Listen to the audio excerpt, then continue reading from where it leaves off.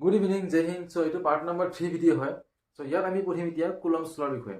এতিয়া কুলম্বছ ল'টো কেনেকুৱা হয় চোৱা। যেতিয়া আমি দুটা চাৰ্জ মানে থৈ দিওঁ, তেতিয়া কি হয়, এটা চাৰ্জে বেলেগ এটা চাৰ্জৰ ওপৰত ফ'ৰ্চ এপ্লাই কৰে। যদি পজিটিভ চাৰ্জ ৰাখি দিওঁ, তেতিয়াহ'লে কি হ'ব, ৰিপালচন ফ'ৰ্চ হ'ব। আৰু যদি নিগেটিভ চাৰ্জ থওঁ, তেতিয়াহ'লে কি হ'ব, এট্ৰেকশ্যনেল ফ'ৰ্চ হ'ব। এতিয়া ফ'ৰ্চটো কিমান হ'ব সেইটো ওলাম। আৰু সেইটো কোনে ওলাইছিল? কুলম্বছ ল'ৰ এজন চাইণ্টিষ্ট এজন আছিল, আৰু তেওঁ মানে এইটো ফৰ্মুলা ডিৰাইভ কৰিছিল। আৰু সেই গতিকে এই ল'টোক কি বুলি কোৱা হয়? কুলম্বছ ল' বুলি কোৱা হয়। আৰু দুটা চাৰ্জৰ মাজত যিটো ফ'ৰ্চ থাকে তাক কি বুলি কোৱা হয়? ইলেক্ট্ৰষ্টেটিক ফ'ৰ্চ বুলি কোৱা হয়। কুলম্বছ ল'ৰ দ্বাৰা আমি কি পাম? Electrostatic force between two charges. চোৱা, চাপ'জ এইটো পইণ্ট এ, এইটো পইণ্ট বি। ইয়াত মই দিছোঁ Q1 চাৰ্জ, আৰু পইণ্ট বিত মই ৰাখিছোঁ Q2 চাৰ্জ। আৰু এই চাৰ্জ দুটাৰ মাজত চোৱা, এই চাৰ্জ দুটাৰ মাজত ছেপাৰেশ্যন কিমান আছে? Small r. r is what? Separation between the charges Q1 and Q2. এতিয়া এই চাৰ্জ দুটাৰ মাজত যিটো ইলেক্ট্ৰষ্টেটিক ফ'ৰ্চ হ'ব, সেইটো কাৰ ওপৰত ডিপেণ্ড কৰিব চোৱা। F is what? Electrostatic force.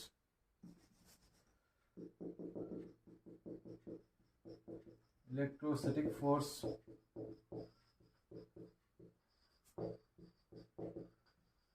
between the charge Q1 and Q2. And electrostatic force is directly proportional to product of Q1 and Q2. মানে ইয়াত পাৰ্টিকল এটা আছে আৰু ইয়াতো পাৰ্টিকল এটা আছে, আৰু এই পাৰ্টিকলটোৱে কিমানখিনি চাৰ্জ কেৰি কৰিছে? Q1, আৰু এই পাৰ্টিকলটোৱে কিমানখিনি চাৰ্জ কেৰি কৰিছে? Q2 plus. আৰু F is inversely proportional to the square of the distance between the two charges. এতিয়া মই সিহঁতক কম্বাইন কৰি দিলোঁ, এনেকুৱা হৈ গ'ল। তাৰপিছত এইটো কিহত আছে? প্ৰপৰ্চনেল ফৰ্মত আছে। মই এতিয়া ইকুৱেল ফৰ্মত লিখিম, আৰু যদি ইকুৱেল ফৰ্মত লিখি দিওঁ, এটা কনষ্টাণ্ট আহিব। আৰু সেই কনষ্টাণ্টটোক আমি কেনেকৈ ৰিপ্ৰেজেণ্ট কৰিছোঁ? 1/4πε0 Q1 by Q2 r square. আৰু এই এপচাইলন নট, এই টাৰ্মটো এপচাইলন নট, ইয়াক কি বুলি কোৱা হয়? Electrical permittivity. Electrical permittivity of the free space। মানে এই চাৰ্জ দুটাৰ মাজত যিটো মিডিয়াম আছে, সেই মিডিয়ামটোক মই কি বুলি ধৰিছোঁ? স্পেচ আছে, মানে এয়াৰ মিডিয়াম আছে, মানে ফ্ৰী স্পেচ, মানে বেলেগ একো মিডিয়াম নাই, অকল এয়াৰ আছে। আৰু তেতিয়াহ'লে এই মিডিয়ামটোৰ এটা কনষ্টাণ্ট থাকে। সেই মিডিয়ামটোৰ এটা প্ৰপাৰ্টি এটা আছে, যিটো প্ৰপাৰ্টিয়ে এই চাৰ্জ দুটাৰ মাজত থকা ইলেক্ট্ৰষ্টেটিক ফ'ৰ্চটোক মানে ইনফ্লুৱেঞ্চ কৰিব। And that property is known as what? Permittivity of the medium. যেহেতু ফ্ৰী স্পেচ আছে, চ' পাৰ্মিটিভিটি অফ দ্য কি বুলি ক'ম? ফ্ৰী স্পেচ বুলি ক'ম। এণ্ড পাৰ্মিটিভিটি অফ দ্য ফ্ৰী স্পেচক মই কেনেকৈ ৰিপ্ৰেজেণ্ট কৰিম? বাই এপচাইলন নট। এতিয়া ইয়াৰ ভেলুটো জানিব লাগিব। 8.85 10⁻² নিউটন মিটাৰ স্কুৱেৰ বাই কি হয়? কুলম্ব স্কুৱেৰ হয়। এইটো ভেলু মনত ৰাখিব লাগিব তোমালোকে। আৰু এই কনষ্টেণ্ট টাৰ্মটোৰ ভেলু কি হয়?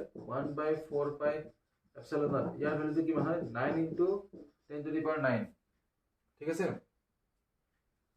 নিউটন মিটাৰ স্কুৱেৰ বাই কুলম্ব স্কুৱেৰ হয়। এইটো চি মিনছ হোৱাট?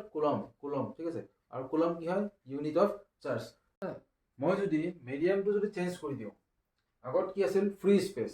মই যদি এতিয়া বেলেগ এটা মিডিয়াম দি দিওঁ, তেতিয়া ইলেক্ট্ৰষ্টেটিক ফ'ৰ্চটো কি হ'ব চোৱা। মানে এই পাৰ্টিকল দুটাৰ মাজত, মানে এই চাৰ্জ দুটাৰ মাজত যিটো ফ'ৰ্চ হ'ব, সেইটো কি হ'ব? তো মই মিডিয়ামটোৰ পাৰ্মিটিভিটি কিমান ধৰিছোঁ? এপচাইলন ধৰিছোঁ। চ' এপচাইলন যদি মই ধৰি দিওঁ, মানে পাৰ্মিটিভিটি অফ দ্য মিডিয়াম, তেতিয়াহ'লে এই ফ'ৰ্চটো কিমান হ'ব? F = 1/4πε Q1 Q2 by r square. এতিয়া এপচাইলনৰ ভেলুটো কেনেকুৱা হয় চোৱা। Epsilon r = ε/ε0। এপচাইলন rটো কি হয়? ডাইইলেক্ট্ৰিক কনষ্টেণ্ট বুলি কয়। ইয়াক কি বুলি কোৱা হয়? ডাইইলেক্ট্ৰিক কনষ্টেণ্ট। মই পিছত ক'ম ডাইইলেক্ট্ৰিক কনষ্টেণ্টটো হয় কি। So dielectric constant মানে কি হয়, the ratio of permittivity of a medium to the permittivity of a free space is called dielectric constant. মানে dielectric constant টো ফাইন্ড কৰিব কাৰণে আমি ফ্ৰী স্পেচৰ পাৰমিটিভিটিৰ লগত মিডিয়ামটোৰ পাৰমিটিভিটি কম্পেয়াৰ কৰিম, ঠিক আছে, মানে ৰেচিঅ' ওলাম, আৰু সেইটো ৰেচিঅ'টো কি বুলি কোৱা হয়, ডাইলেক্ট্ৰিক কনষ্টেণ্ট। তেতিয়াহ'লে চোৱা, যেতিয়া ফ্ৰী স্পেচ আছিল পাৰমিটিভিটি কিমান আছিল, এপচাইলন নট। যেতিয়া এটা বেলেগ এটা মিডিয়াম আহি গ'ল তাৰ পাৰমিটিভিটি কিমান, এপচাইলন। আৰু এপচাইলনৰ ভেলুটো কি হ'ব চোৱা, এইটো ইকুৱেশ্যনৰ পৰা এপচাইলন ভেলুটো কি হ'ব, epsilon R into epsilon not, আৰু এপচাইলন আৰটো কি হয়, ডাইলেক্ট্ৰিক কনষ্টেণ্ট। চ' তোমালোকে এইখিনি ধুনীয়াকৈ নোট কৰি লোৱা।